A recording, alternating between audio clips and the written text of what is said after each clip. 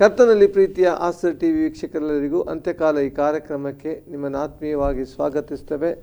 ಪ್ರೀತಿಯ ವೀಕ್ಷಕರೇ, ಈ ದಿನಗಳಲ್ಲಿ ನಾವು ಅಂತ್ಯಕಾಲ ಈ ಕಾರ್ಯಕ್ರಮದಲ್ಲಿ ಈ ದಿವಸಗಳಲ್ಲಿ ನಡೆಯುವಂಥ ಅನೇಕ ಘಟನೆಗಳನ್ನು ವಾಕ್ಯಾಧಾರಿತವಾಗಿ ನಾವು ನೋಡ್ತಾ ಇದ್ದೇವೆ.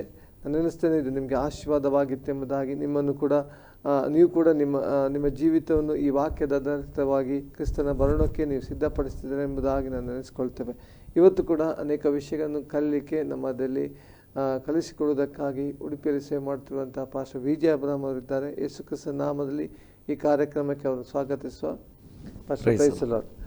ಪಾಸ್ಟರ್, ಕಳೆದ ಸಂಚಿಕೆಯಲ್ಲಿ ಕ್ರಿಸ್ತನ ನಿಮಿತ್ತವಾಗಿ ಹಿಂಸೆಯನ್ನು ಅನುಭವಿಸುವ ಜನಾಂಗಗಳು ನಿಮ್ಮನ್ನು ಹಿಂಸೆ ಪಡಿಸ್ತಾರೆ ಎಂಬುದಾಗಿ ನೀವು ಬೋಧಿಸ್ತಾ ಇದ್ರಿ. ಇವತ್ತು ಮುಂದುವರೆದು ನಾವು ಕಲಿಯುವುದಾದರೆ ಯಾವ ವಿಷಯವನ್ನು ಕಲಿಯೋಣ? ದೇವರಿಗೆ ಸ್ತೋತ್ರ ಉಂಟಾಗಲಿ. ನಾವು ಈಗಾಗಲೇ ನೋಡಿದ್ದೇವೆ. ನಾವು ಮತ್ತಾಯನ ಸುವಾರ್ತೆ 24ನೇ ಅಧ್ಯಾಯ 9ನೇ ವಾಕ್ಯದಿಂದ ಅನೇಕ ಸಂಗತಿಗಳು ನೋಡಿದ್ದೇವೆ. ಆಗ ನಿಮ್ಮನ್ನು ಉಪದ್ರವಕ್ಕೆ ಒಪ್ಪಿಸಿಕೊಳ್ಳುವರು, ನನ್ನ ಹೆಸರಿನ ನಿಮಿತ್ತ ಎಲ್ಲ ಜನಾಂಗಗಳವರು ಹಾಗೆ ಮಾಡುವರು. ಎರಡು ಸಂಗತಿಗಳನ್ನು ನಾವು ಒಂದೇ ವಾಕ್ಯದಲ್ಲಿ ನೋಡಿದ್ದು. ಉಪದ್ರವಕ್ಕೆ ಒಪ್ಪಿಸಿ ಕೊಲ್ಲುವರು. ಬರೀ ಉಪದ್ರವ ಶಾರೀರಿಕ ಒಂದು ಹಲ್ಲೆ ಉಪದ್ರವ ಅಂತ ಮಾತ್ರ ಅಲ್ಲ, ಕೊಲ್ಲುವರು ಎಂಬುದಾಗಿ ಮತ್ತೆ ನೋಡಿದ್ದೇವೆ. ಎಲ್ಲ ಜನಾಂಗಗಳವರು ನಿಮ್ಮನ್ನು ಹಾಗೆ ಮಾಡುವರು ಎಂಬುದಾಗಿ. ಇದು ಎರಡು ಕೂಡ ಆ್ಯಕ್ಚುಲಿ ಹೊರಗಿನಿಂದ ಒಳಗೆ ಬರುವಂಥ ದಾಳಿಗಳು, ಅಟ್ಯಾಕ್ ಅಥವಾ ಉಪದ್ರವಗಳು, ಹಿಂಸೆಗಳು, ವಿರೋಧಗಳು, ದ್ವೇಷಗಳು ಎಂಬುದಾಗಿ ನೋಡ್ತೇವೆ. ಇವತ್ತು ಅದರ ಮುಂದಿನ ಭಾಗವಾಗಿ 10ನೇ ವಾಕ್ಯವನ್ನು ಓದಿಕೊಳ್ಳುವಾಗ, ಆಗ ಅನೇಕರು ಹಿಂಜರಿದು ಒಬ್ಬರನ್ನೊಬ್ಬರು ಹಿಡುಕೊಡುವರು, ಒಬ್ಬರ ಮೇಲೊಬ್ಬರು ದ್ವೇಷ ಮಾಡುವರು. ಈ ಒಂದು ವಾಕ್ಯವನ್ನು ನೋಡುವಾಗ ಇದು ಹೊರಗಿನಿಂದ ಬರುವಂಥದ್ದಲ್ಲ, ಇದು ಒಳಗೆ ಸಂಭವಿಸುವಂಥದ್ದು. ಅಲ್ಲಿ ನೋಡ್ತೇವೆ, ಆಗ ಅನೇಕರು ಹಿಂಜರಿದು ಒಬ್ಬರನ್ನೊಬ್ಬರು ಹಿಡಿದು ಕೊಡುವರು, ಒಬ್ಬರ ಮೇಲೊಬ್ಬರು ದ್ವೇಷ ಮಾಡುವರು. ನೋಡಿ, ಈ ರೀತಿಯಾಗಿ ಒಂದು ದೊಡ್ಡ ಹಿಂಸೆ ಕಾಲದ ಮೂಲಕ ದಾಟಿ ಹೋಗುವಾಗ ಅನೇಕರು ನಂಬಿಕೆಯಿಂದ ಹಿಂಜರಿದು ಹೋಗ್ತಾರೆ ಎಂಬಂಥದ್ದು ಇದರ ಒಂದು ಸೂಚನೆ, ಈ ವಾಕ್ಯದ ಒಂದು ಸೂಚನೆ. ಬಾಹ್ಯ ಹಿಂಸೆ ಬರುವಾಗ, ಹೊರಗಿನಿಂದ ಹಿಂಸೆಗಳು ಹೆಚ್ಚಾಗುವಾಗ, ಹೌದು, ಅದು ಕೆಲವೊಮ್ಮೆ ಸಂಘಟನೆಗಳಾಗಿರ್ಬೋದು, ಸರ್ಕಾರವಾಗಿರ್ಬೋದು, ಬೇರೆ ಬೇರೆ ಪಂಗಡಗಳು, ಪಂಥಗಳು, ಜನಾಂಗಗಳಾಗಿರ್ಬೋದು, ಯಾವುದೇ ರೀತಿ ಯಾರಿಂದಲೂ ಆಗಲಿ, ಕೆಲವೊಮ್ಮೆ ನಾಸ್ತಿಕರಾಗಿರ್ಬೋದು, ಯಾವುದೇ ರೀತಿಯಲ್ಲಿ ಸ್ವಾರ್ಥ ವಿರೋಧಿಗಳಿಂದ ಬರುವಂಥ ಹಿಂಸೆ ವಿಪರೀತ ಮಟ್ಟಕ್ಕೆ ಹೋಗುವಾಗ ಅಥವಾ ಸಾಧಾರಣ ರೀತಿಯಲ್ಲಿ ಹಿಂಸೆಗಳು ನಡೆಯುವಾಗ ಕೆಲವೊಮ್ಮೆ ವಿಪರೀತ ಮಟ್ಟಕ್ಕೆ ಹೋಗುವಾಗ ಏನಾಗ್ತದೆ, ಸಭೆಯೊಳಗೆ ಬಂದವರಲ್ಲಿಯೂ ಕೂಡ ಅನೇಕರು ಈ ಒಂದು ಹಿಂಸೆಯಿಂದ ಅವರು ಕುಗ್ಗಿ ಹೋಗುವಂಥ, ಹಿಂಜರಿದು ಹೋಗುವಂಥ, ಬಿದ್ದು ಹೋಗುವಂಥ ಸಾಧ್ಯತೆಗಳನ್ನು ನಾವು ನೋಡ್ತಾ ಇದ್ದೇವೆ. ಇದು ಒಂದು ಅರ್ಥ ಮಾಡಿಕೊಳ್ಳಿಕ್ಕೆ ಆಗದ ಸಂಗತಿ ಎಂಬುದಾಗಿ ನಾವು ಭಾವಿಸಬಾರ್ದು. ನಮಗೆ ಗೊತ್ತು, ವಿರೋಧಗಳು ಬರುವಾಗ ಅಲ್ಲಿವರೆಗೆ ಸತ್ಯವನ್ನು ಹೇಳ್ತಾ ಇದ್ದಂಥವನು ಭಯಂಕರ ರೀತಿಯ ಪ್ರೆಷರ್ ಬರುವಾಗ ಅವನು ಸತ್ಯವನ್ನು ಹೇಳೋದನ್ನು ನಿಲ್ಲಿಸಿಬಿಡ್ತಾನೆ. ನಾವು ನೋಡ್ತೇವೆ, ಕೆಲವೊಮ್ಮೆ ರಾಜಕೀಯ ನಾಯಕರುಗಳೇ ಇರ್ತಾರೆ, ಅವರು ಯಾವುದೋ ಒಂದು ಗಡಿಬಿಡಿಯಲ್ಲಿ ಸತ್ಯವನ್ನು ಹೇಳಿಬಿಡ್ತಾರೆ.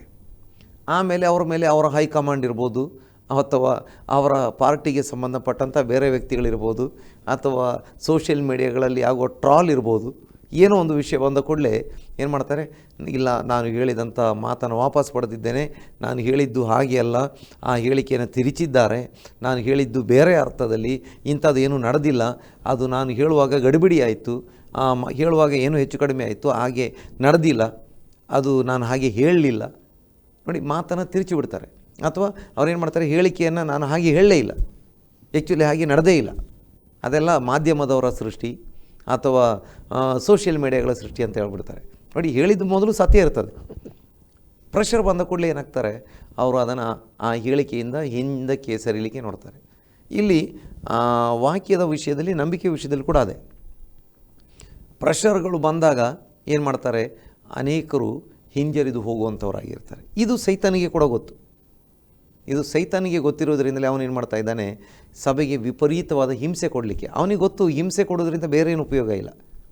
ಹಿಂಸೆ ಕೊಟ್ಟಾಗ ಏನಾಗ್ತದೆ, ಅನೇಕರು ನಂಬಿಕೆಯಿಂದ ಬಿದ್ದು ಹೋಗುವಂಥ ಸಾಧ್ಯತೆಗಳಿರ್ತವೆ ಹಿಂಸೆ ನಿಮಿತ್ತವಾಗಿ. ನೋಡಿ, ಯಾವ ರೀತಿ ಹಿಂಸೆಗಳಿರ್ಬೋದು. ಕೆಲವೊಮ್ಮೆ ಕೆಲವರು ಕರ್ತನ ಕಡೆಗೆ ಬಂದಾಗ ಪಿತ್ರಾರ್ಜಿತ ಆಸ್ತಿಯಲ್ಲಿ ಪಾಲ್ಕೊಡೋದಿಲ್ಲ. ಆವಾಗ ಏನಾಗ್ತದೆ, ಕೆಲವರು ಆಸ್ತಿಯಲ್ಲಿ ಪಾಲು ಸಿಗುವುದಿಲ್ಲ, ಸ್ವಲ್ಪ ಲೌಕಿಕ ಆಶೆಗಳು ಇನ್ನೂ ಇರ್ತವೆ ಅವನೊಳಗಡೆ. ಅವನಿಗೆ ಅಯ್ಯೋ ನನಗೆ ಪಿತ್ರಾರ್ಜಿತ ಆಸ್ತಿಲಿ ಪಾಲು ಸಿಗೋದಿಲ್ವಲ್ಲ, ಅವನು ನಿಧಾನವಾಗಿ ಮನಸ್ಸಲ್ಲಿ ಹೃದಯದಲ್ಲಿ ಕೊರಗಿ ಕೆಲವೊಮ್ಮೆ ಏನು ಮಾಡ್ತಾನೆ, ನನಗೆ ಕೊನೆಗೆ ಏನೋ ಒಂದು ಲೆಕ್ಕಾಚಾರ ಮಾಡಿಕೊಂಡು ನನಗೆ ನಂಬಿಕೆಗಿಂತ ಪಿತ್ರಾರ್ಜಿತ ಆಸ್ತಿ ಮುಖ್ಯ. ಕೆಲವೊಮ್ಮೆ ಏನಾಗ್ತದೆ, ಮದುವೆ ವಿಷಯ ಬರ್ತದೆ, ಹುಡುಗಿ ಸಿಗೋದಿಲ್ಲ, ಹುಡುಗ ಸಿಗೋದಿಲ್ಲ, ಕೊನೆಗೆ ಅದು ಕೂಡ ಒಂದು ರೀತಿ ಹಿಂಸೆನೇ. ಹೇಳ್ತಾ ಇರ್ತಾರೆ ನಿನಗೆ ಮದುವೆ ಆಗೋದಿಲ್ಲ, ಹುಡುಗ ಸಿಗೋದಿಲ್ಲ, ಹುಡುಗಿ ಸಿಗೋದಿಲ್ಲ. ಅವಾಗ ಏನಾಗ್ತದೆ, ಕೆಲವರು ಇದನ್ನೇ ವಿಚಾರ ಮಾಡ್ಕೊಂಡು ಬಿಡ್ತಾರೆ. ನೋಡಿ, ಲೋಟನ ಇವತ್ತು ನಾನು ಯಾರ ಜೊತೆಯಲ್ಲಿ ಮಾತನಾಡುವಂಥ ಸಮಯದಲ್ಲಿ ಒಬ್ಬರು ಈ ಪ್ರಕಾರ ಹೇಳಿದರು, ಇದು ಲೋಟನ ಮಕ್ಕಳಿಗೆ ಆದಂಥ ರೀತಿಯಲ್ಲಿ ಆಯಿತು ಅಂತ. ಅವರೇನು ವಿಚಾರ ಮಾಡಿದರು, ಲೋಕದಲ್ಲಿ ನಮ್ಮನ್ನು ಮದುವೆ ಆಗತಕ್ಕಂಥವ್ರು ಯಾರೂ ಇಲ್ಲ ಎಂಬುದಾಗಿ. ಆ ರೀತಿ ಆ ಒಂದು ಸಂಕುಚಿತವಾಗಿ ವಿಚಾರ ಮಾಡಲಿಕ್ಕೆ ಸ್ಟಾರ್ಟ್ ಮಾಡ್ತಾರೆ. ಆವಾಗ ಏನಾಗ್ತದೆ, ವಿಶಾಲವಾಗಿ ಮತ್ತು ಜಾಗತಿಕವಾಗಿ ಯೂನಿವರ್ಸಲ್ ಆಗಿ ಸಾರ್ವತ್ರಿಕವಾದಂಥ ರೀತಿಯಲ್ಲಿ ವಿಚಾರಗಳನ್ನು ತೆಗೆದುಕೊಂಡಾಗ ಸಮಸ್ಯೆಗಳಿರುವುದಿಲ್ಲ. ಬಹಳ ಸಂಕುಚಿತವಾಗಿ ವಿಚಾರಗಳನ್ನು ಮಾಡಲಿಕ್ಕೆ ತೆಗೆದುಕೊಳ್ಳುವಂಥವ್ರು ಅಥವಾ ಮಾಡುವಂಥವ್ರು ಏನಾಗ್ತಾರೆ, ಕೊನೆಗೆ ಈ ರೀತಿಯಾಗಿ ಹಿಂಜರಿದು ಹೋಗುವಂಥ ಸಾಧ್ಯತೆಗಳು ಉಂಟಾಗ್ತವೆ.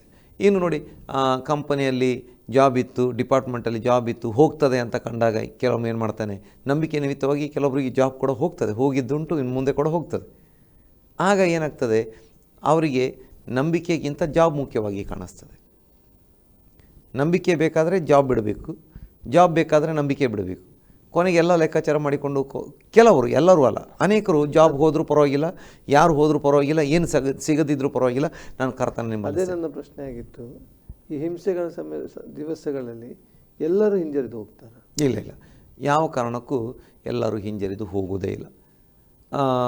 ಮಹಾ ಹಿಂಸೆ ಮೂಲಕ ದಾಟಿ ಹೋದಂಥವ್ರ ಬಗ್ಗೆ ಸತ್ಯವೇದದಲ್ಲಿ ಭಾಳಷ್ಟು ಜನರ ಬಗ್ಗೆ ನಮಗೆ ನೋಡಲಿಕ್ಕೆ ಸಾಧ್ಯವಾಗ್ತದೆ.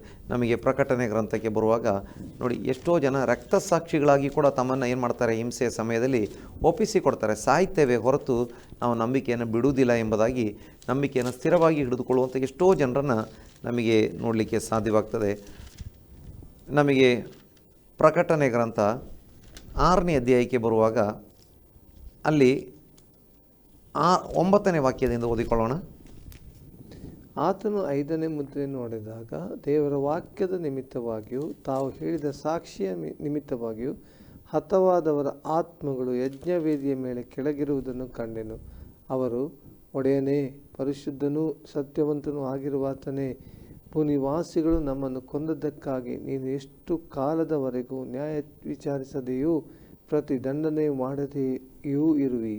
ಸಾಕು. ಅಲ್ಲಿ ನೋಡ್ತೇವೆ, ತಾವು ದೇವರ ವಾಕ್ಯದ ನಿಮಿತ್ತವಾಗಿಯೂ ತಾವು ಹೇಳಿದ ಸಾಕ್ಷಿಯ ನಿಮಿತ್ತವಾಗಿಯೂ ಹತವಾದವರ ಆತ್ಮಗಳು, ಅಥವಾ ಯೇಸು ಕ್ರಿಸ್ತನಿಗಾಗಿ ಎಷ್ಟೋ ಜನ ಪ್ರಾಣ ಬಿಡ್ತಾರೆ. ಅವರು ಹೇಡಿಗಳು ಅಲ್ಲ, ಅವರು ಪರಾಕ್ರಮಿಗಳು. ಎಲ್ಲರೂ ಏನು ಪರಾಕ್ರಮಿಗಳು ಅಲ್ಲದಿದ್ದರೂ ಬಹಳಷ್ಟು ಜನ ಒಳ್ಳೆ ಪರಾಕ್ರಮಿಗಳು, ಹೊಡೆಯಲಿಕ್ಕೆ, ಹೊಡೆದಾಡಲಿಕ್ಕೆ, ಯುದ್ಧ ಮಾಡಲಿಕ್ಕೆ ಆಗುವಂಥವ್ರು. ಆದರೆ ಯೇಸು ಕ್ರಿಸ್ತನ ವಾಕ್ಯದ ನಿಮಿತ್ತ ಸಾಕ್ಷಿಗೋಸ್ಕರ ಅವರು ಹೊಡೆಯುವರಲ್ಲ, ಹೊಡೆತ ತಿನ್ನುವವರು, ಪೆಟ್ಟು ತಿಂದು ಅನೇಕರು ಸಾಯುವವರು ಎಷ್ಟೋ ಜನ ಸತ್ಯವೇದದಲ್ಲಿ ಇನ್ನೂ ಕೂಡ ಅನೇಕ ಪ್ರೂಫ್ಗಳನ್ನು ನೋಡಲಿಕ್ಕೆ ಸಾಧ್ಯವಾಗ್ತದೆ. ಅನೇಕರು ಪ್ರಾಣವನ್ನು ಬಿಡ್ತಾರೆ, ನಂಬಿಕೆಯನ್ನು ಬಿಡುವುದಿಲ್ಲ.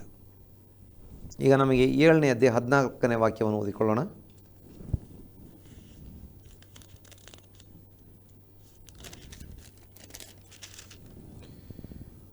ಅವನು ನನಗೆ, ಇವರು ಆ ಮಹಾಹಿಂಸೆಯನ್ನು ಅನುಭವಿಸಿ ಬಂದವರು, ಯಜ್ಞದ ಕುರಿಯಾದ ತನ್ನ ರಕ್ತದಲ್ಲಿ ತಮ್ಮ ನಿಲುವಂಗಿನ ತೊಳೆದು ಶುಭ್ರ ಮಾಡಿದ್ದಾರೆ. ಮಹಾಹಿಂಸೆಯನ್ನು ಅನುಭವಿಸಿ ಬಂದವರು ಅವರು ದೇವರಾಜ್ಯಕ್ಕೆ ಸೇರಿದ್ದಾರೆ. ಎಷ್ಟು ಹಿಂಸೆ ಮೂಲಕ ದಾಟಿ ಹೋದರೂ ನಂಬಿಕೆಯನ್ನು ಬಿಡಲಿಲ್ಲ. ಇನ್ನು ನೋಡಿ, ಶದ್ರಕ್, ಮೇಷಕ್, ಅಬೇದನೆಗೋ, ಹನನ್ಯ, ಅಜರ್ಯ ಮತ್ತು ಮಿಶಾಯೇಲ್, ಅವರಿಗೆ ನೆಬೂಕದ್ನೆಚ್ಚರ ಒಂದು ಬಂಗಾರದ ಪ್ರತಿಮೆ ನಿಲ್ಲಿಸ್ತಾನೆ. 90 ಅಡಿ ಎತ್ತರ ಇದ್ದಂಥ ಒಂದು ದೊಡ್ಡ ಬಂಗಾರದ ಪ್ರತಿಮೆಯನ್ನು ನಿಲ್ಲಿಸಿ, ವಾದ್ಯ ಅಥವಾ ಸಂಗೀತ ಉಪಕರಣಗಳ ಸಂಗೀತದ ಶಬ್ದ ಕೇಳುವಾಗ ನೀವೆಲ್ಲರೂ ಅಡ್ಡ ಬಿದ್ದು ಅದಕ್ಕೆ ನಮಸ್ಕಾರ ಮಾಡಬೇಕು. ಅದರ ಮೂಲಕ ಇವರು ರಾಜನಿಗೆ ವಿಧೇಯರಾಗ್ತಾರೆ ಎಂಬುದನ್ನು ನೀವೇನು ಮಾಡಬೇಕು, ರಾಜನಿಗೆ ನಿಷ್ಠರಾಗಿದ್ದಾರೆ ಎಂಬುದನ್ನು ತೋರಿಸ್ಬೇಕು. ಈಗ ಶದ್ರಕ್, ಮೇಷಕ್, ಅಬೇದನೆಗೋ ಅವರು ಅದಕ್ಕೆ ಅಡ್ಡ ಬೀಳಲಿಲ್ಲ. ಉಳಿದವರೆಲ್ಲ ರಾಜನ ಹೊಗಳು ಭಟರಾಗಿದ್ದಂಥ ಇಡೀ ದೇಶದ ಪ್ರಜೆಗಳು, ಅಧಿಕಾರಿಗಳು ಅದಕ್ಕೆ ಅಡ್ಡ ಬಿದ್ದರು. ಶದ್ರಕ್ ಮೇಷಕ್ ಅಬೇದ್ನೆಗೋ ಅದಕ್ಕೆ ಅಡ್ಡ ಬೀಳಲಿಲ್ಲ. ಆಗ ಅವ್ರನ್ನ ಹಿಡಿದುಕೊಂಡು ಬರ್ತಾರೆ. ರಾಜ ಕೇಳ್ತಾನೆ, ಓಕೆ ಅಡ್ಡ ಬೀಳಲಿಲ್ಲ, ನಾನು ಬಿಟ್ಬಿಡ್ತೇನೆ, ಈಗಲಾದರೂ ಸಂಗೀತದ ಶಬ್ದ ಕೇಳುವಾಗ ನೀವು ಅಡ್ಡ ಬೀಳ್ತೀರಾ ಅಂತ. ಇಲ್ಲದಿದ್ದರೆ ಬೆಂಕಿಯೊಳಗೆ ಹಾಕಿ ಸಾಯಿಸ್ತೇವೆ. ಅದು ಸಾಧಾರಣ ಬೆಂಕಿ ಅಲ್ಲ, ಭಯಂಕರ ದೊಡ್ಡ ಬೆಂಕಿ, ಅದರಲ್ಲಿ ಹಾಕಿ ಜೀವಂತ ಸುಟ್ಟಾಕ್ತೇವೆ. ಆಗ ಅವ್ರು ಹೇಳ್ತಾರೆ, ಅರಸನೇ ಈ ವಿಷಯ ನಿನಗೆ ಗೊತ್ತಾಗಿರಲಿ, ನಮ್ಮ ದೇವರು ನಮ್ಮನ್ನು ನಿನ್ನ ಕೈಯಿಂದ ಬಿಡಿಸ್ತಾನೆ, ಹೇಗೂ ಬಿಡಿಸ್ತಾನೆ. ಒಂದು ವೇಳೆ ದೇವರು ನಮ್ಮನ್ನು ಬಿಡಿಸದಿದ್ದರೂ ಕೂಡ ನಾವು ನಿನ್ನ ಪ್ರತಿಮೆಗೆ ಅಡ್ಡ ಬೀಳುವುದಿಲ್ಲ. ಬಹಳ ಸ್ಪಷ್ಟವಾಗಿ ಖಡಾಖಂಡಿತವಾಗಿ ಅವರು ಹೇಳಿಬಿಡ್ತಾರೆ, ನಮ್ಮ ದೇವರು ನಮ್ಮನ್ನು ಬಿಡಿಸ್ತಾನೆ, ಬಿಡಿಸ್ಲಿಕ್ಕೆ ಆತನಿಗೆ ಶಕ್ತಿ ಉಂಟು ಎಂಬುದು ನಮಗೆ ಗೊತ್ತುಂಟು. ಒಂದು ವೇಳೆ ಬಿಡಿಸದಿದ್ದರೂ ಕೂಡ ನಾವು ಮಾತ್ರ ಏನು ಮಾಡಲ್ಲ, ಅದಕ್ಕೆ ಅಡ್ಡ ಬೀಳೋದಿಲ್ಲ. ನೋಡಿ, ನಮಗೆ ದಾನಿಯೇಲನ ಗ್ರಂಥ 3ನೇ ಅಧ್ಯಾಯದಲ್ಲಿ ನಾವು ನೋಡುವಾಗ ಅದರ 16ರಿಂದ, ಇದನ್ನು ಕೇಳಿ ಶದ್ರಕ್ ಮೇಷಕ್ ಅಬೇದ್ನೆಗೋ ಎಂಬುವರು ರಾಜನಿಗೆ, ನೆಬೂಕದ್ನೆಚ್ಚರನೇ, ಈ ವಿಷಯದಲ್ಲಿ ನಾವು ನಿನಗೆ ಏನೂ ಹೇಳಬೇಕಾಗಿಲ್ಲ. ಅರಸೆ, ನಾವು ಸೇವಿಸುವ ದೇವರಿಗೆ ಚಿತ್ತವಿದ್ದರೆ ಆತನು ದಗದಗನೆ ಉರಿಯುವ ಆವಿಗೆಯೊಳಗಿಂದ ನಮ್ಮನ್ನು ಬಿಡಿಸಬಲ್ಲನು, ಹೇಗೂ ನಿನ್ನ ಕೈಯಿಂದ ನಮ್ಮನ್ನು ಬಿಡಿಸುವನು. ಚಿತ್ತವಿಲ್ಲದಿದ್ದರೂ ರಾಜನೇ, ಇದು ನಿನಗೆ ತಿಳಿದಿರಲಿ, ನಾವು ನಿನ್ನ ದೇವರುಗಳನ್ನು ಸೇವಿಸುವುದಿಲ್ಲ, ನೀನು ನಿಲ್ಲಿಸಿದ ಬಂಗಾರದ ಪ್ರತಿಮೆಯನ್ನು ಪೂಜಿಸುವುದಿಲ್ಲ ಎಂದು ಉತ್ತರ ಕೊಟ್ಟರು. ನಮ್ಮ ದೇವರಿಗೆ ಬಿಡಿಸಲಿಕ್ಕೆ ಆಗ್ತದೆ, ನಮಗೆ ಗೊತ್ತುಂಟು. ಒಂದು ವೇಳೆ ನಾವು ಈ ಬೆಂಕಿಯಲ್ಲಿ ಸಾಯಬೇಕು ಅನ್ನುವಂಥದ್ದು ದೇವರ ಚಿತ್ತವಾಗಿದ್ದರೆ ನಾವಂತೂ ನೀನು ನಿಲ್ಲಿಸಿದ ಪ್ರತಿಮೆಗೆ ಅಡ್ಡ ಬೀಳುವುದಿಲ್ಲ. ಹಾಗೆ ಎಷ್ಟೋ ಜನ ಬಿದ್ದು ಹೋಗ್ತಾರೆ, ಆದರೆ ಎಷ್ಟೋ ಜನ ಗಟ್ಟಿಯಾಗಿ ನಂಬಿಕೆಯಲ್ಲಿ ಉಳಿದುಕೊಳ್ತಾರೆ ಸಹ. ಹಾಗಾಗಿ ಎಲ್ಲರೂ ಬಿದ್ದು ಹೋಗ್ತಾರೆ ಅಂತ ನಮಗೆ ಹೇಳಲಿಕ್ಕೆ, ಸತ್ಯವೇದದ ಆಧಾರದಲ್ಲಿ ಹೇಳಲಿಕ್ಕೆ ಸಾಧ್ಯವಾಗುವುದಿಲ್ಲ. ಅನೇಕರು ಹಿಂಜರಿತಾರೆ. ನಾವು ಅದನ್ನೇ ಮತ್ತಾಯನ ಸುವಾರ್ತೆಯಲ್ಲಿ ನಾವು ನೋಡಿದ್ದೇವೆ, ಅಲ್ಲಿ 10ನೇ ವಾಕ್ಯದಲ್ಲಿ, ಆಗ ಅನೇಕರು ಹಿಂಜರಿದು ಒಬ್ಬರನ್ನೊಬ್ಬರು ಹಿಡ್ಕೊಡುವರು, ಒಬ್ಬರ ಮೇಲೊಬ್ಬರು ದ್ವೇಷ ಮಾಡುವರು. ಎಲ್ಲರೂ ಅಂತಲ್ಲ, ಅನೇಕರು. ಆದರೆ ನಂಬಿಕೆಗಾಗಿ ಸ್ಥಿರವಾಗಿ ನಿಲ್ಲುವಂಥ ಅನೇಕರು ಆಗಲು ಇರ್ತಾರೆ. ಮತ್ತೊಂದು, ಈ ರೀತಿ ಹಿಂಸೆಗಳು, ಶೋಧನೆಗಳು ಬರುವಾಗ ಒರಿಜಿನಲ್ ಯಾವುದು, ಡೂಪ್ಲಿಕೇಟ್ ಯಾವುದು ಗೊತ್ತಾಗ್ತದೆ. ಈಗ ಲೋಕದಲ್ಲಿ ಅವರೇನು ವಿಚಾರ ಮಾಡಿರ್ತಾರೆ, ನಾವು ಈ ರೀತಿ ವಿರೋಧ ಮಾಡಿ ಹಿಂಸೆ ಕೊಟ್ಟು ಉಪದ್ರವ ಕೊಟ್ಟು ಇವ್ರನ್ನ ಕುಗ್ಗಿಸಿ ಬಿಡೋಣ, ಇವರು ಹಿಂಸೆ ನೋಡಿ ಅಥವಾ ಉಪದ್ರವ ನೋಡಿ ಅದರ ಒಂದು ತೀವ್ರತೆ, ಅದರ ಕಷ್ಟದ ಆ ಒಂದು ದೊಡ್ಡ ಆ ತೀವ್ರತೆಯನ್ನು ನೋಡಿ ಅನೇಕರು ಬಿದ್ದು ಹೋಗ್ಬೋದು ಎಂಬುದಾಗಿ. ಎಲ್ಲರೂ ಬಿದ್ದು ಹೋಗುವುದಿಲ್ಲ, ಕೆಲವರು ಬಿದ್ದು ಹೋಗ್ತಾರೆ, ಅನೇಕರು ಅದರೊಳಗೆ ಗಟ್ಟಿಯಾಗ್ತಾರೆ. ಅನೇಕರು ಆ ಕಷ್ಟದ ಮಧ್ಯದಲ್ಲಿ ಏನಾಗ್ತಾರೆ, ನಂಬಿಕೆಯಲ್ಲಿ ಇನ್ನೂ ಹೆಚ್ಚು ದೃಢವಾಗ್ತಾರೆ, ಇನ್ನೂ ಹೆಚ್ಚು ಪ್ರಬಲರಾಗ್ತಾರೆ, ಇನ್ನೂ ಹೆಚ್ಚು ವಾಕ್ಯದಲ್ಲಿ ಬೆಳೀತಾರೆ. ನೋಡಿ, ನಾವು ಈ ಸಮುದ್ರದ ದಂಡೆಯಲ್ಲಿ ನಿಂತಂಥ ತೆಂಗಿನ ಮರಗಳನ್ನು ನೋಡ್ತೇವೆ. ಸಮುದ್ರದ ದಂಡೆಯಲ್ಲಿ ನಿಂತಂಥ ತೆಂಗಿನ ಮರಗಳು ಎಂತೆಂಥ ಗಾಳಿಯನ್ನು ಸಹಿಸಿಕೊಂಡು ನಿಂತಿರ್ತವೆ. ಸಾಧಾರಣ ಬಿರುಗಾಳಿ ಬಂದರೂ ಕೂಡ ಎಲ್ಲ ಬೀಳಲ್ಲ, ಅಪರೂಪದಲ್ಲಿ ಕೆಲವೊಂದು ಬೀಳ್ಬೋದು, ಬಿಟ್ಟರೆ ಅದು ಅಷ್ಟು ಸ್ಟ್ರಾಂಗ್ ಆಗಿ. ಇನ್ನು ಬಹಳಷ್ಟು ತೆಂಗಿನ ಮರಗಳು ಕೂಡ ಸಮುದ್ರದ ಕಡೆಗೆ ಅದು ಏನಾಗಿರ್ತದೆ, ಅದು ಓರೆಯಾಗಿ ನಿಂತಿರ್ತದೆ. ಗಾಳಿ ಅಲ್ಲಿಂದಲೇ ಬರ್ತದೆ, ಅದನ್ನು ವಿರೋಧಿಸಿ, ಅದನ್ನು ಎದುರಿಸಿ ಅದು ಅಷ್ಟು ಸ್ಟ್ರೆಂತಾಗಿ ನಿಂತಿರ್ತದೆ. ನೋಡಿ, 120, 140, 200 ಕಿಲೋಮೀಟ್ರ್ ಬಿರುಗಾಳಿ ಬೀಸಿದಾಗ ಒಂದು ಲೆಕ್ಕದಲ್ಲಿ ಏನಾಗಬೇಕು, ಎಲ್ಲ ತೆಂಗಿನ ಗಿಡಗಳು ಬಿದ್ದು ಹೋಗಬೇಕಾಗಿತ್ತು. ಆದರೆ ಬಹುತೇಕ ತೆಂಗಿನ ಗಿಡಗಳು ಹಾಗೆ ನಿಂತಿರ್ತವೆ. ಅಪರೂಪದಲ್ಲಿ ಕೆಲವೊಂದು ಅದರ ಬುಡದಿಂದ ಮಣ್ಣು ಕೊಚ್ಚಿ ಹೋಯಿತು, ಭೂಕುಸಿತ ಆಯಿತು, ಅಥವಾ ಅಲ್ಲಿ ತಡೆಗೋಡೆ ಬಿದ್ದೋಯ್ತು, ಏನೋ ಆಗಿ ಮಣ್ಣೆಲ್ಲ ಕೊಚ್ಕೊಂಡು ಹೋಗಿ ಕೆಲವೊಂದು ಬೀಳ್ಬೋದು, ಬಿಟ್ಟರೆ ಮೆಜಾರಿಟಿ ಕೂಡ ಅಲ್ಲೇ ಇರ್ತದೆ. ಯಾಕಂದರೆ ಅದು ನಿರಂತರ ಇದನ್ನು ಫೇಸ್ ಮಾಡ್ತಾನೆ ಇದೆ. ಹಾಗೆಯೇ ಈ ಹಿಂಸೆಗಳ ಮೂಲಕ ದಾಟಿ ಹೋಗೋ ಎಲ್ಲರೂ ಬಿದ್ದು ಹೋಗೋದಿಲ್ಲ, ಕೆಲವರು ಬಿದ್ದು ಹೋಗ್ಬೋದು. ಬುಡದಿಂದ ಮಣ್ಣು ಕೊಚ್ಕೊಂಡು ಹೋಯಿತು, ಕೆಲವೊಂದು ತೆಂಗಿನ ಮರಗಳು ಬಿದ್ದು ಹೋದ ಹಾಗೆ ಕೆಲವೊಬ್ಬರು ಬಿದ್ದು ಹೋಗ್ಬೋದು ಅಷ್ಟೇ. ಹಾಗಾಗಿ ಅನೇಕರು ಬಿದ್ದು ಹೋಗ್ತಾರೆ, ಆದರೆ ಎಲ್ಲರೂ ಬಿದ್ದು ಹೋಗಲ್ಲ. ದೇವರ ವಾಕ್ಯ ಭಾಳ ಸ್ಪಷ್ಟವಾಗಿ ಹೇಳ್ತದೆ. ಇನ್ನೊಂದು ವಾಕ್ಯವನ್ನು ನೋಡುವಾಗ ನಮಗೆ ಇನ್ನಷ್ಟು ಇದನ್ನು ಅರ್ಥ ಮಾಡ್ಕೊಳ್ಳಿಕ್ಕೆ ಸಾಧ್ಯವಾಗ್ತದೆ. ಮತ್ತಾಯನ ಸುವಾರ್ತೆ 10ನೇ ಅಧ್ಯಾಯ 21ನೇ ವಾಕ್ಯ,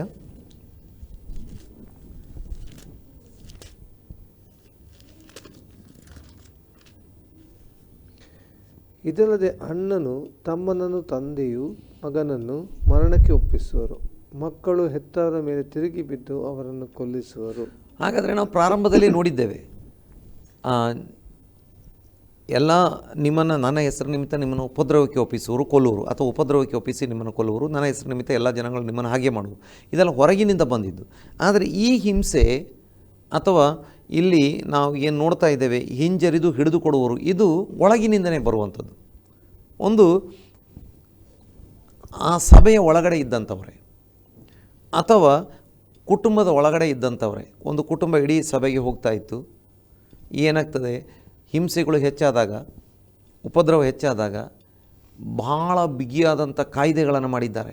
ಯಾರಾದರೂ ಪ್ರಾರ್ಥನೆಗೆ ಹೋದರೆ ಅದನ್ನು ಸರ್ಕಾರಕ್ಕೆ ರಿಪೋರ್ಟ್ ಕೊಡಬೇಕು, ಕೊಡದಿದ್ದರೆ ಎಲ್ಲರನ್ನ ಸಾಯಿಸ್ತೇವೆ, ಗುಂಡಾಕಿ ಸಾಯಿಸ್ತೇವೆ, ಕತ್ತಿಯಿಂದ ಹೊಡೆದು ಕೊಲ್ತೇವೆ. ಇಂಥ ಕಾಯ್ದೆಗಳೆಲ್ಲ ಬಂದಾಗ ಕೆಲವರು ಏನು ಮಾಡ್ತಾರೆ, ತನ್ನ ಪ್ರಾಣ ಉಳಿಸ್ಕೊಳ್ಬೇಕು ಎಂಬ ಕಾರಣಕ್ಕೆ ಕೆಲವರನ್ನು ಹಿಡಿದುಕೊಳ್ತಾರೆ. ಅದು ಹಿಂದೆ ಆಗಿದ್ದುಂಟು ಅನೇಕ ದೇಶಗಳಲ್ಲಿ. ಇನ್ನು ಮುಂದೆ ಬಹಳ ಜಗದ್ವ್ಯಾಪಿಯಾಗಿ ಇದು ನಡೀತದೆ. ಯಾಕಂತೇಳಿದರೆ ಅನೇಕರು ತಮ್ಮ ಪ್ರಾಣ ಉಳಿಸ್ಕೊಳ್ಳೋದೇ ಅವರಿಗೆ ದೊಡ್ಡದಾಗಿರ್ತದೆ. ಅಣ್ಣ ಸತ್ರು ಪರವಾಗಿಲ್ಲ, ಅಣ್ಣನ ಹಿಡಿದುಕೊಟ್ರೆ, ಈಗ ಹೇಳ್ತಾರೆ, ಆಫರ್ ಬಂದಿರ್ತದೆ, ನಿಮ್ಮ ಕುಟುಂಬದಲ್ಲಿ ಯಾರು ಯೇಸುವನ್ನು ನಂಬಿದ್ದಾರೆ ಅವರನ್ನು ಹಿಡಿದುಕೊಟ್ರೆ ನಿಮಗೆ ಬಹುಮಾನ ಉಂಟು, ಲಕ್ಷ ಉಂಟು, ಕೋಟಿ ಉಂಟು, ನಿಮಗೆ ಜೀವದಾನ ಸಿಗ್ತದೆ, ನಿಮಗೆ ಏನು ಮಾಡ್ತೇವೆ, ನಿಮ್ಮ ತಪ್ಪನ್ನು ಕ್ಷಮಿಸಿ ಬಿಡ್ತೇವೆ, ನಿಮಗೆ ನಾವು ಏನು ಮಾಡ್ತೇವೆ ಅಂತ ಹೇಳಿದರೆ ಕ್ಷಮಾದಾನ ಕೊಡ್ತೇವೆ. ಆಗ ತನ್ನ ಪ್ರಾಣ ಉಳಿಸ್ಕೊಳ್ಬೇಕು ಅಂತ ಹೇಳಿ ಏನು ಮಾಡ್ತಾನೆ, ಅಲ್ಲಿ ವಾಕ್ಯದಲ್ಲಿ ನೋಡ್ತೇವೆ, ಭಾಳ ಸ್ಪಷ್ಟವಾಗಿ ನಾವು ನೋಡಿದ್ದೇವೆ. ಇದಲ್ಲದೆ ಅಣ್ಣನು ತಮ್ಮನನ್ನು, ತಂದೆಯು ಮಗನನ್ನು ಮರಣಕ್ಕೆ ಒಪ್ಪಿಸುವರು, ಮಕ್ಕಳು ಹೆತ್ತವರ ಮೇಲೆ ತಿರುಗಿ ಬಿದ್ದು ಅವರನ್ನು ಕೊಲ್ಲಿಸುವರು, ಮತ್ತು ನನ್ನ ಹೆಸರಿನ ನಿಮಿತ್ತ ಈ ನಿಮ್ಮನ್ನು ಎಲ್ಲರೂ ಹಾಗೆ ಮಾಡುವರು. ನೋಡಿ ಎಷ್ಟು ಸ್ಪಷ್ಟವಾಗಿ, ನನ್ನ ಹೆಸರಿನ ನಿಮಿತ್ತ ಎಲ್ಲರೂ ನಿಮ್ಮನ್ನು ಹಾಗೆ ಮಾಡುವರು ಎಂಬುದಾಗಿ. ಹಾಗಾದರೆ ವಾಕ್ಯ ಭಾಳ ಸ್ಪಷ್ಟವಾಗಿ ಹೇಳ್ತಾ ಇದೆ, ಅಂತ್ಯಕಾಲದಲ್ಲಿ ಏನಾಗ್ತದೆ, ಹಿಂಸೆಯ ತೀವ್ರತೆಯಿಂದ ಅನೇಕರು ನಂಬಿಕೆಯಿಂದ ಬಿದ್ದು ಹೋಗ್ತಾರೆ. ಮತ್ತು ಈ ಬಿದ್ದು ಹೋಗುವಂಥವ್ರು ಏನು ಮಾಡ್ತಾರೆ, ಅವರ ಮೇಲೆ ಇರುವ ಪ್ರೆಷರ್, ಅವರ ಮೇಲಿರುವಂಥ ಒತ್ತಡ, ಅವ್ರು ಏನು ಮಾಡ್ತಾರೆ, ಅನೇಕರನ್ನ ಹಿಡಿದುಕೊಡ್ತಾರೆ. ಜಗದ್ವ್ಯಾಪಿಯಾಗಿ ಬಹಳಷ್ಟು ದೇಶಗಳಲ್ಲಿ ಇವತ್ತು ಕೂಡ ನಡೆಯುವಂಥದ್ದೇ. ಹಿಡಿದುಕೊಂಡು ಹೋಗ್ತಾರೆ, ಅವರಿಗೆ ಪೊಲೀಸ್ ಸ್ಟೇಷನಲ್ಲಿ ಸಿಕ್ಕಾಪಟ್ಟೆ ಹಿಂಸೆ ಕೊಡ್ತಾರೆ, ಹೊಡಿತಾರೆ. ಅಥವಾ ಹಿಡಿದುಕೊಂಡು ಹೋದಂಥ ವ್ಯಕ್ತಿಗಳು ಪೊಲೀಸ್ ಸ್ಟೇಷನಿಗೆ ಹೋಗುವಂಥವ್ರು ಕಡಿಮೆ, ಪೊಲೀಸ್ ಸ್ಟೇಷನಿಗೆ ಒಯ್ಯದೆ ಇವರೇ ಏನು ಮಾಡ್ತಾರೆ, ಹಿಂಸೆ ಕೊಡ್ತಾರೆ.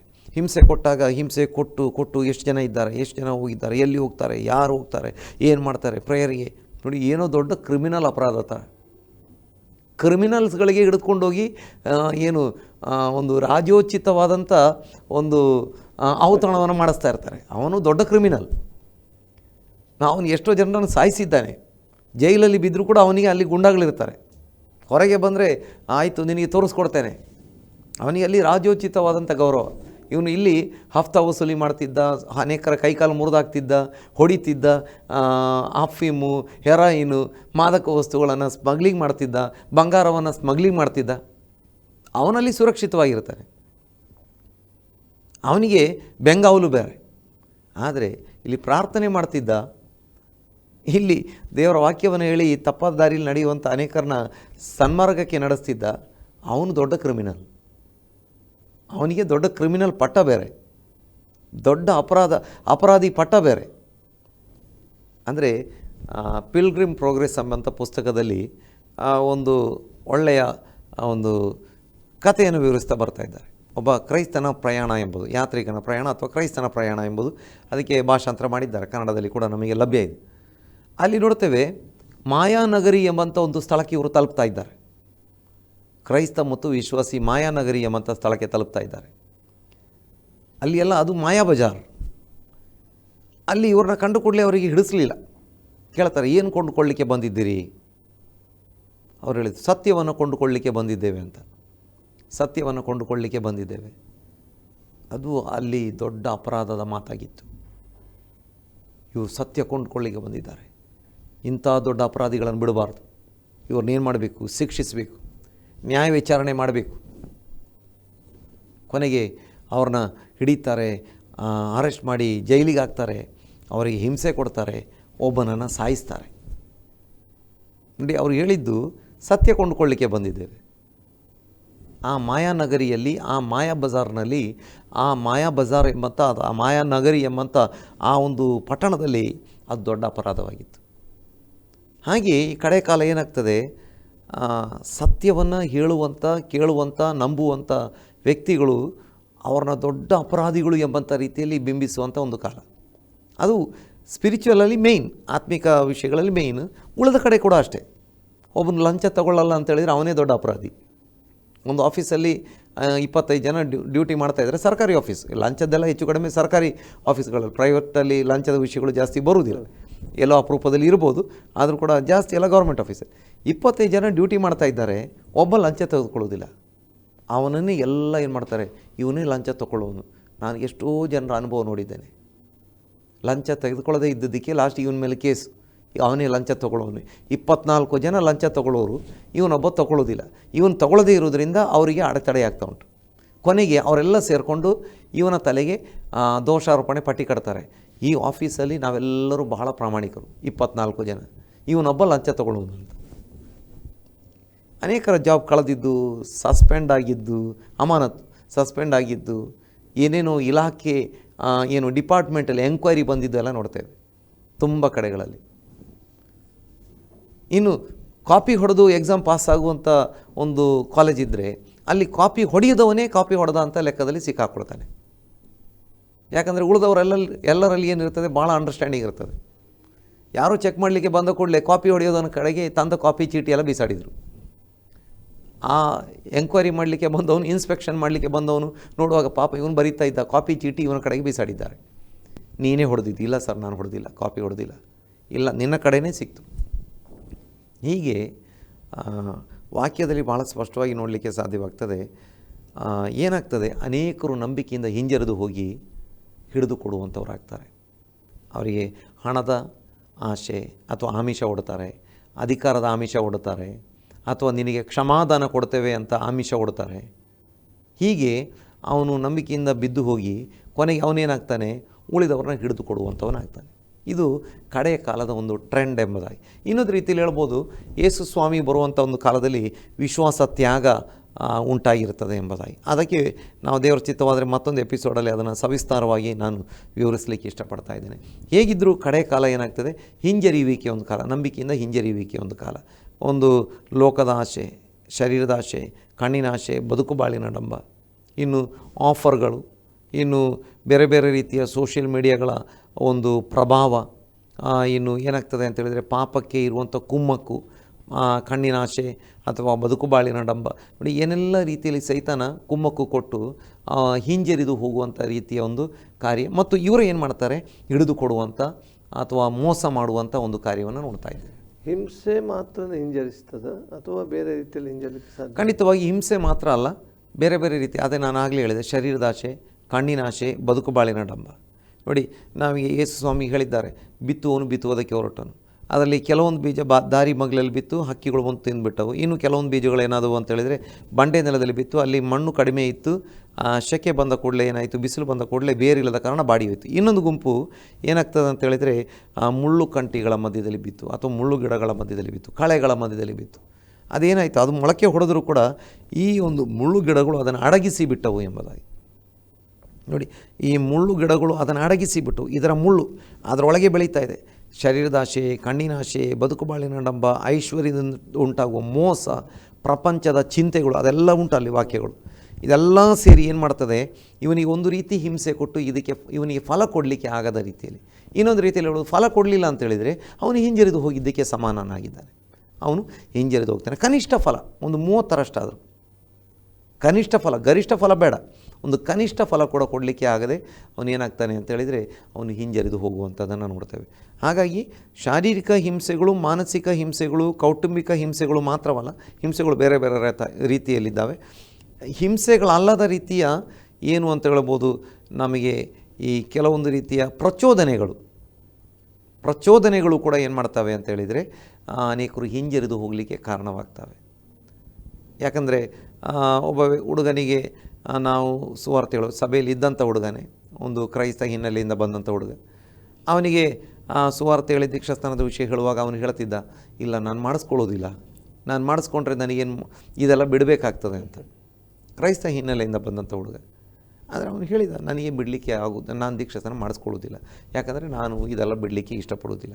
ಅಂದರೆ ಅವನು ಸಭೆಗೆ ಬರ್ತಾಯಿದ್ರು ಕೂಡ ಅವನು ಹಿಂಜರಿದು ಬಿಟ್ಟಿದ್ದಾನೆ. ಅವನಿಗೆ ಇದು ಬಿಡಬೇಕು, ಅನೇಕ ಇಂಥ ಸಂಗತಿಗಳಿಂದ ಬಿಡುಗಡೆ ಆಗಬೇಕು, ಬಿಡಬೇಕು. ಆದರೆ ಅವನಿಗೆ ಮನಸ್ಸಿಲ್ಲ, ಅವನೇನಾಗ್ತಾನೆ, ಹಿಂಜರಿದು ಹೋಗಿದ್ದಾನೆ. ಹೀಗೆ ಹಿಂಜರಿದು ಹೋಗೋದ್ರ ಜೊತೆಯಲ್ಲಿ ಹಿಡಿದು ಕೊಡುವಂಥವ್ರು, ತೋರಿಸಿಕೊಡುವಂಥವ್ರು, ವಂಚಿಸುವಂಥವ್ರು, ವಂಚಕರಾಗಿ ಮಾರ್ಪಡ್ತಾರೆ. ಅದಕ್ಕೆ ಹೊಸ ಒಡಂಬಡಿಕೆಯಲ್ಲಿ ನಾವು ನೋಡ್ತೇವೆ ಸುಳ್ಳು ಸಹೋದರರು, ಇಂಥವ್ರನ್ನ ಪೌಲ ಕೂಡ ಹೇಳ್ತಿದ್ದಾನೆ, ಸಭೆಯಲ್ಲಿ ಕಳ್ಳ ಮಾರ್ಗಗಳಿಂದ ಸೇರಿದ ಸುಳ್ಳು ಸಹೋದರರು ಅಂತ. ಅಥವಾ ನಿಜವಾದ ದಾರಿಯಲ್ಲಿ ಮಾನಸಾಂತರ ಹೊಂದಿ, ರಕ್ಷಣೆ ಹೊಂದಿ, ದೀಕ್ಷಾಸ್ನಾನ ಮಾಡಿಸಿಕೊಂಡು ದೇವರ ಆತ್ಮನಿಗೆ ಅಧೀನರಾಗಿ ವಿಧೇಯರಾಗಿ ಬರುವಂಥದ್ದು ಸರಿಯಾದ ದಾರಿ. ದೇವರ ವಾಕ್ಯ ಕೇಳಿ ಮಾನಸಾಂತರ ಹೊಂದಿ, ರಕ್ಷಣೆ ಹೊಂದಿ, ದೀಕ್ಷಾಸ್ನಾನ ಮಾಡಿಸಿಕೊಂಡು ದೇವರ ಆತ್ಮನಿಗೆ ಅಧೀನರಾಗಿ ವಿಧೇಯರಾಗಿ ತುಂಬಿಸಲ್ಪಟ್ಟವರಾಗಿ ಬರುವಂಥದ್ದು ಸರಿಯಾದ ಮಾರ್ಗ. ಆದರೆ ಮಾನಸಾಂತರ ಹೊಂದದೆ, ದೇವರ ವಾಕ್ಯವನ್ನು ಪ್ರೀತಿಸದೆ, ದೇವರ ವಾಕ್ಯ ಕೇಳದೆ, ದುರುದ್ದೇಶಗಳು ಇಟ್ಕೊಂಡು ಬಂದಂಥವರು, ಮದುವೆಗಾಗಿ ಅಥವಾ ಬೇರೆ ಉದ್ಯೋಗಕ್ಕಾಗಿ, ಕೇವಲ ಸೌಖ್ಯಕ್ಕಾಗಿ, ಈ ರೀತಿ ಬೇರೆ ಬೇರೆ ದುರುದ್ದೇಶಗಳಿಂದ ಬಂದಂಥವರು, ಅವರಿಗೆ ಆ ರೂಟ್ ಸರಿ ಇರುವುದಿಲ್ಲ, ಅವರ ಫೌಂಡೇಶನ್ ಸರಿ ಇರುವುದಿಲ್ಲ. ಅವ್ರನ್ನ ಸುಳ್ಳು ಸಹೋದರರು ಎಂಬುದಾಗಿ ಹೇಳುವಂಥದ್ದನ್ನು ನೋಡ್ತೇವೆ. ಇಂಥವ್ರು ಏನು ಮಾಡ್ತಾರೆ, ಸಭೆಯಲ್ಲಿ ನಾನಾ ಸಮಸ್ಯೆಗಳನ್ನು ಉಂಟು ಮಾಡ್ತಾರೆ. ಸಮಸ್ಯೆಗಳು ಬಂದಾಗ ಹಿಂಜರಿದು ಹೋಗ್ತಾರೆ, ಹಿಡಿದು ಕೊಡುವಂಥವ್ರಾಗ್ತಾರೆ. ಐಗುಪ್ತದಿಂದ ಬಂದಂಥ ಇಸ್ರಾಯೇಲ್ಯರಲ್ಲಿ ಕೂಡ ಇಂಥವ್ರು ಇದ್ದರು. ಅನ್ಯ ಜನರು ಅಥವಾ ಸಮ್ಮಿಶ್ರ ಜನರು, ತಂದೆ ಇಸ್ರಾಯೇಲ್ಯ, ತಾಯಿ ಐಗುಪ್ತ್ಯಳು, ಅಥವಾ ತಂದೆ ಐಗುಪ್ತ್ಯ, ತಾಯಿ ಇಸ್ರಾಯೇಲ್ಯಳು ಒಂದು. ಇನ್ನು ಇವರ ಜೊತೆಗೆ ಸೇರಿಕೊಂಡ್ರೆ ಆಶೀರ್ವಾದ ಸಿಗ್ತದೆ ಎಂಬುದಾಗಿ ವಿಚಾರ ಮಾಡಿ ಇಸ್ರಾಯೇಲ್ ಜೊತೆಗೆ ಬಂದಂಥ ಕೆಲವು ಐಗುಪ್ತಿಯರು, ಇವರು ಏನು ಮಾಡಿದರು, ಆಸೆ ಪಡಬಾರ್ದಾಗಿದ್ದಂಥದ್ದನ್ನು ಆಸೆ ಪಟ್ಟರು. ಇನ್ನು ಬೇರೆ ಬೇರೆ ರೀತಿಯಲ್ಲಿ ಇಸ್ರಾಯೇಲರಿಗೆ ಪಾಪಕ್ಕೆ ಪ್ರೇರೇಪಣೆ ನೀಡಿದರು ಎಂಬುದಾಗಿ ನೋಡ್ತೇವೆ. ಹಾಗಾಗಿ ಕೊನೆಯ ಕಾಲದ ಟ್ರೆಂಡ್ಗಳಲ್ಲಿ ಒಂದು ಹಿಂಜರಿಯುವಂಥದ್ದು ಮತ್ತು ದೇವರ ಮಕ್ಕಳನ್ನು ಹಿಡಿದುಕೊಡುವಂಥದ್ದು ಒಂದು ಟ್ರೆಂಡ್ ಆಗಿರ್ತದೆ. ಅದು ಈಗಾಗಲೇ ನೋಡ್ತಾ ಇದ್ದೇವೆ, ಹಿಂದೆ ಕೂಡ ಇತ್ತು. ಆದರೆ ಇನ್ನು ಮುಂದೆ ಅದು ದೊಡ್ಡ ಒಂದು ಮಟ್ಟದಲ್ಲಿ ಬೆಳೆದು ಅನೇಕರು ಬಿದ್ದು ಹೋಗ್ತಾರೆ, ಅನೇಕರು ಹಿಡಿದು ಕೊಡುವಂಥವರಾಗ್ತಾರೆ. ಆಮೇಲೆ ಪ್ರೀತಿಯ ವೀಕ್ಷಕರೇ, ಹಿಂಜರಿಯುವಂಥ ಅನೇಕ ಸಂಗತಿಗಳು ನಮ್ಮ ಮುಂದೆ ನಮ್ಮಲ್ಲಿ ಬರಲಿಕ್ಕೆ ಸಾಧ್ಯತೆ ಇದೆ. ಹಿಂಸೆಗಳ ನಿಮಿತ್ತವಾಗಿ ಹಿಂಜರಿದು ಹೋಗುವಂಥ ಸಾಧ್ಯತೆ ಇದೆ, ಅಥವಾ ನಮ್ಮಲ್ಲಿರುವಂಥ ಆಶಾಪಾಶೆಗಳಿಂದ ಹಿಂಜರಿ ಹೋಗುವಂಥ ಸಾಧ್ಯತೆ ಇದೆ. ಆದರೆ ನಾವು ಕ್ರಿಸ್ತನ ವಾಕ್ಯದಲ್ಲಿ ದೃಢವಾಗಿ ನಿಲ್ಲೋಣ ಮತ್ತು ಈ ದಿವಸಗಳಲ್ಲಿ ಹಿಂಸೆಗಳು ಅಥವಾ ಹಿಂಜರಿದು ಹೋದವರು ಹಿಡಿದುಕೊಡುವುದಕ್ಕೂ ಮುಂದೆ ಬರುವಾಗ ನಾವು ಕ್ರಿಸ್ತನಲ್ಲಿ ದೃಢವಾಗಿ ನಿಲ್ಲೋಣ. ಇಂಥ ಘಟನೆಗಳು ಬಹಳಷ್ಟು ಆಗಲಿಕ್ಕಿದೆ, ನಾವೊಂದು ಎಚ್ಚರಿಕೆಯುಳ್ಳವರಾಗಿರೋಣ ಎಂಬುದಾಗಿ ಹೇಳುತ್ತಾ ಇವತ್ತಿನ ಕಾರ್ಯಕ್ರಮ ನಾವು ಮುಗಿಸಲಿಕ್ಕೆ ಬಯಸ್ತೇವೆ. ನಮ್ಮ ಮಧ್ಯದಲ್ಲಿ ಆಸರೆ ಟಿವಿಯಲ್ಲಿ ಬಂದು ಈ ಒಂದು ಭಾಗದಲ್ಲಿ ನಮಗೆ ವಿವರಿಸಿದಂಥ ದೇವಸೇವಕರಿಗೆ ಆಸರೆ ಟಿವಿ ಪರವಾದ ವಂದನೆಗಳು. ಮುಂದಿನ ಸಂಚಿಕೆಯಲ್ಲಿ ಇನ್ನೂ ಅನೇಕ ವಿಷಯಗಳೊಂದಿಗೆ ಬರಲಿಕ್ಕಿದ್ದೇವೆ. ಅಲ್ಲಿವರೆಗೆ ನಿಮ್ಮ ನೆಚ್ಚಿನ ಆಸರೆ ಟಿವಿಯನ್ನು ವೀಕ್ಷಿಸ್ತಾ ಇರಿ. ವಂದನೆಗಳು.